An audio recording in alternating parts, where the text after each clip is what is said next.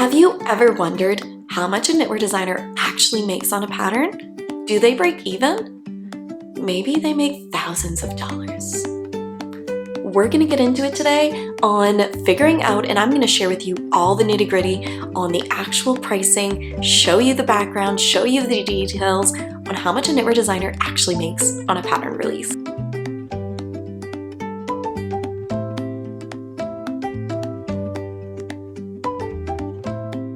Hello everyone and welcome back to my channel. My name's Julie and I'm the knitwear designer behind Twin Stitches Designs. Today we are going to chat about how much does a knitwear designer actually make on a pattern. This is something that I don't find there's a lot of information out there and is not really spoken about, so I'm really excited to share with you all the nitty-gritty of the details on how much do we actually make on a pattern. Now, if we take a step back, I do want to share a little bit of background. I've been a knitwear designer for about almost 5 full years. I have over 130 something patterns on Ravelry. All of this, and I do have quite a few followers on Instagram. So each numbers, when we look at them, will differ from designer to designer. I'm not saying that this is a industry standard or, is the same for everybody. But I am somewhat an established designer. I'm a full-time designer, which means that this is my full-time job. And yeah, so I don't do anything else on the side except for all of this lovely craftiness. When we look at a knitwear designer, we create knitting patterns and provide the PDF for you all to be able to knit them up and replicate one of our designs. It's something that I absolutely adore and love, and it's my passion, and I'm just so beyond thrilled and honored to be able to call this my full-time job. But how much do I actually make, and do I even break even? I asked you all on Instagram to kind of give me a how much do you think we make? How much do you? And your responses, well, they were really surprising. We had some that said that we make $5,000 per pattern, and other people said, I don't even think you break even, $100 per pattern. Even have one that was like $7. If I have a $9 pattern, I make $7 from it. So let me know in the comments, what do you think we make? And the results may shock you. So for today's video, I decided to use up one of my patterns that I released last month. This is called my Everyday V-neck. This was a pattern that I collaborated and just released. Absolutely love this pattern. It was something that I had in mind, wanted to knit it up, and released it out to you all. So when a knitwear designer creates a pattern, we first have to decide what to price this.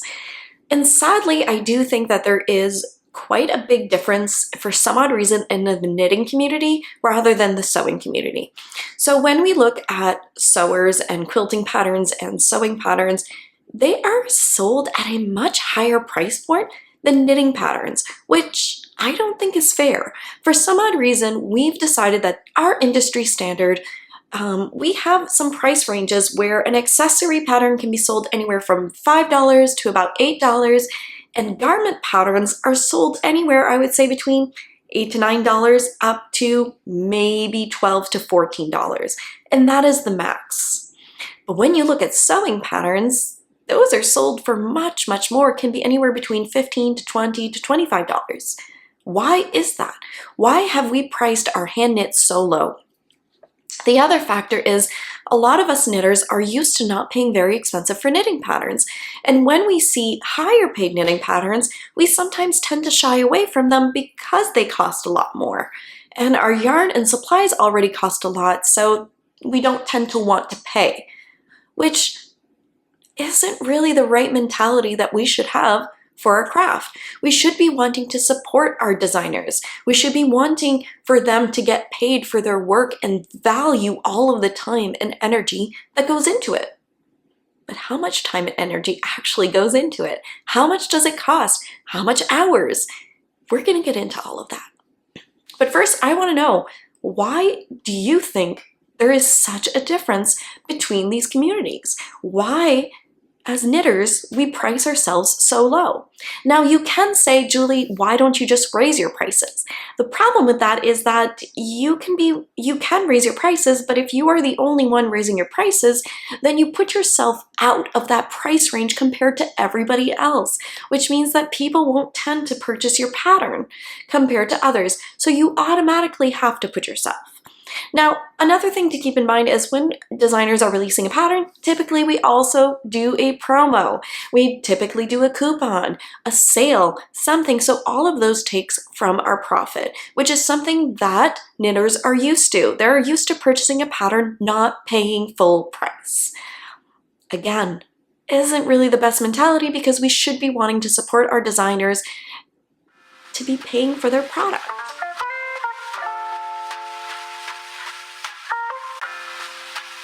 So the Everyday Tee pattern is a pattern that I designed, and I was so thankful for this one that I collaborated with my friend Laura of Camp Fiber Yarns. It was actually something that she gifted me the yarn, so thankfully I didn't have to purchase that yarn. Now, as a knitwear designer, it can go both ways, that you can either purchase the yarn yourself, you can collaborate with an indie dyer, all of those costs comes to effect. And we are going to get into that.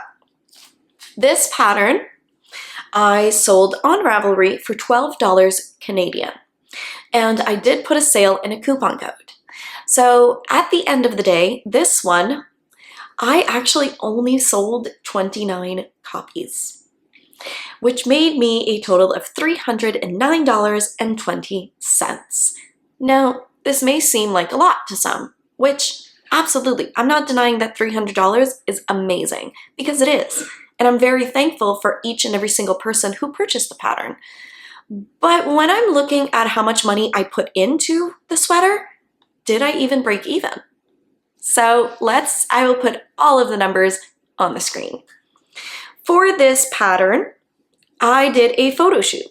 So this is something that I wanted to try this round, is I had two different patterns that I knew were coming out. I had already finished them, and I thought, you know what would be great is trying to up the quality of the photos. So I hired a photographer who I knew, and turns out that sadly with the pattern purchases for this one and the other one, I didn't make up the cost for it. The photo shoot cost me $287.50 for 1 hour.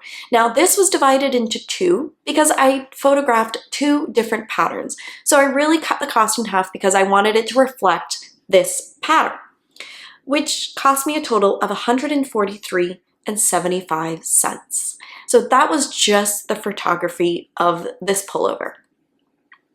The other thing that we always have to keep in mind is tech editing. Tech editing is when a person looks over the knitting pattern, and they usually look over it ahead of time before the test knitters, and they look over the math.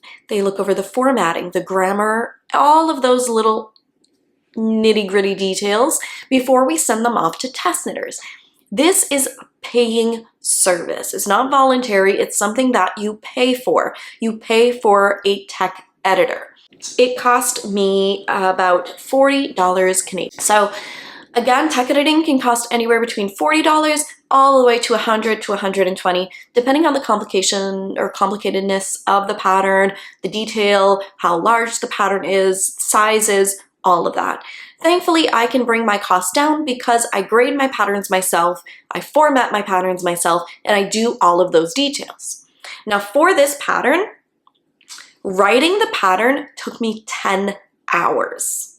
Now 10 hours means that this is the time that it took me to physically grade each and every single size.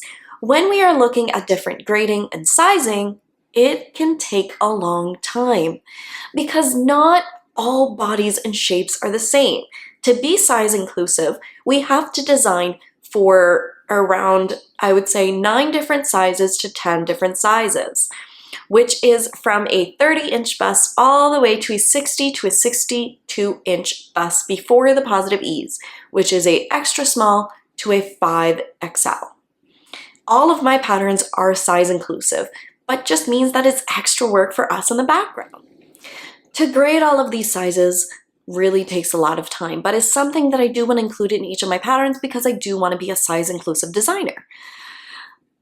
This took 10 hours of writing. So we are already at quite a bit of hours and we haven't even knit the pattern yet. Now for this pattern, I did not time myself, but to be safe, I put 50 hours of knitting. The reason being is because we do a swatch, we do our knitting, our finishing, our blocking, all of these things really do take time. So I put 50 hours for the time that it took me to knit, design this whole pullover. The other things that we want to take in account is the yarn. Thankfully, I was gifted this yarn, but for this fun exercise, I decided to put the yarn as if it was a cost to me. This yarn for this sweater took me 2 skeins of fingering weight with 2 skeins of Azurite alpaca. Now, without the tax and shipping, it would have cost me $142 for the materials of this pullover. The other thing to think of is we've designed our pattern, we've written it out, we've knit it, but now we need to do a test knit call, all our social media posts, all of our newsletter, all of this extra that doesn't really get noticed much, but it's all things that you do need to do to promote your pattern and yourself. Test knit calls can sometimes go, depending on the pattern, for 4 to 6 to 8 weeks. This is every single day you are there for your test knitters to make sure that this pattern, if they have any questions. Test knitting is when it's on a voluntary base because, I'm sorry, but designers can't pay test knitters. It's just not possible. You can already see all of the costs and everything that goes into it, and I've only made $300 for this. So test knitters are put on a voluntary base. You volunteer to test knit, you usually get the pattern, and you are able to test knit something for a designer. It is kind of a perk to be able to knit a pattern ahead of time, get the pattern for free, and I even include an extra pattern after for my test knitters to say a thank you. So again, you're gonna see at the end, it's not sadly possible to pay our test knitters because we just don't make enough. Would we like to pay our test knitters? Absolutely. The work that they put in is crucial to make a knitting pattern worth it, but sadly, it's just not possible for us to be able to pay them.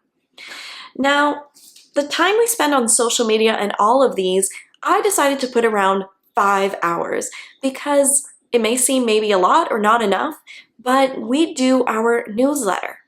We do test knit calls. We go over all of the test knitters. We answer their questions. We're pretty much available to them for like all the 8 weeks. So you really need to take all of that into account. How many times we're posting on social media, doing up our newsletter, are we doing any graphics, any editing of the photos? All of these things are put into it. So now, how much does all of this cost? And does it go from where, we made? If we take minimum wage, in my area is $15 Canadian.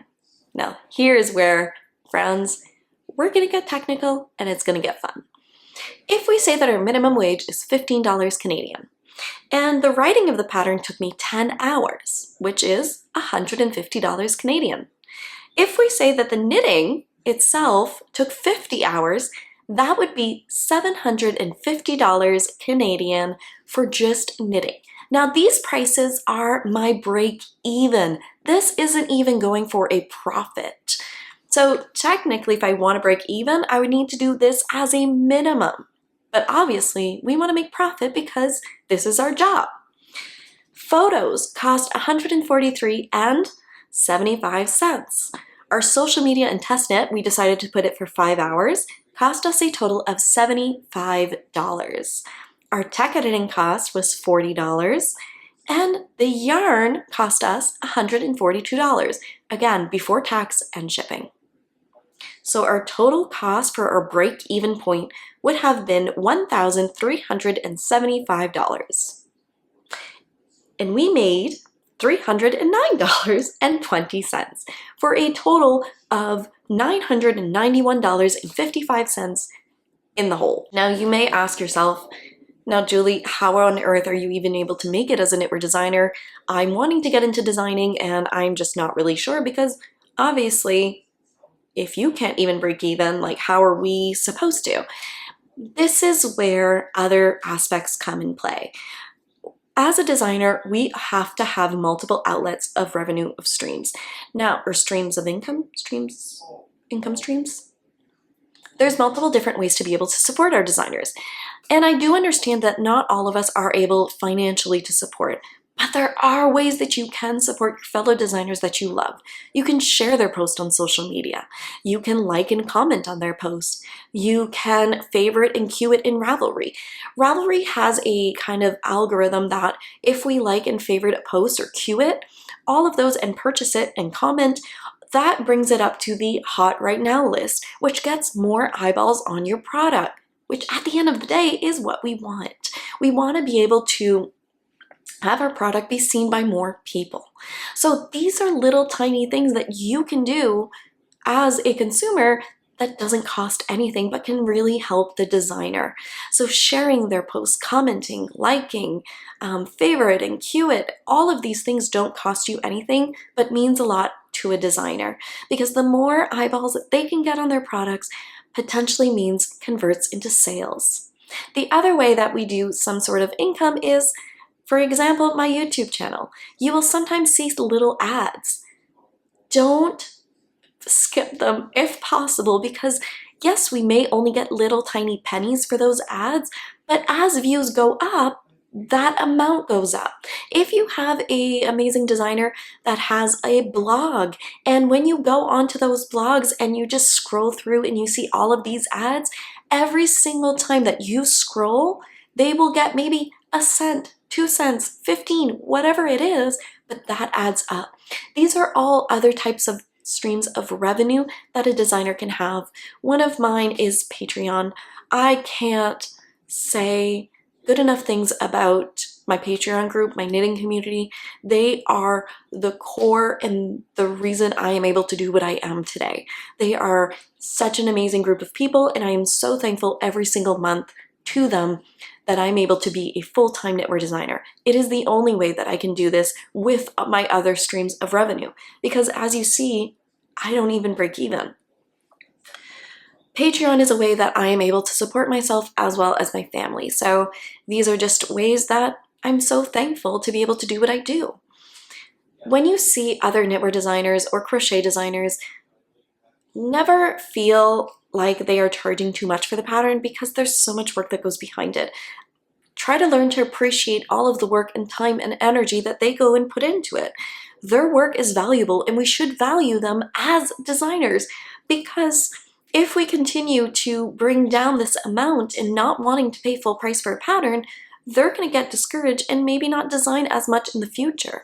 So instead of always going to our same knitwear designers for all of the patterns, try to look at different types of designers, smaller designers, maybe people that don't have a lot of patterns or a lot of sales, and you can support them in this way to help grow our community rather than always supporting kind of the same designers and dyers. Spread the love. There is so many incredible designers and dyers out there that we can really support each other through this. So I'm curious, is this what you thought we made? What do you think and what are your thoughts? Now I do want to put out there that this is my personal experience. Each pattern is very different. It can also depend on how long a pattern's out for. It can depend on so many different factors. But I wanted to show a recent design that was just released, and as an established knitwear designer, how much I make and what goes through it. So I'd love to continue this discussion in the comments if you would want to share with me kind of your thoughts and what you think about all of this and the price of knitting patterns. I just want to say massive thank you to every single one of you who has watched all the way to the end. Make sure you hit that like and subscribe button. And if you want to come support me as a designer, come and join my knitting community where we have so much going on, and FYI, you get free knitting patterns. Again, these are costs that you don't see in the background, but I just want to say a massive thank you to you all. And as always, happy knitting, my friends.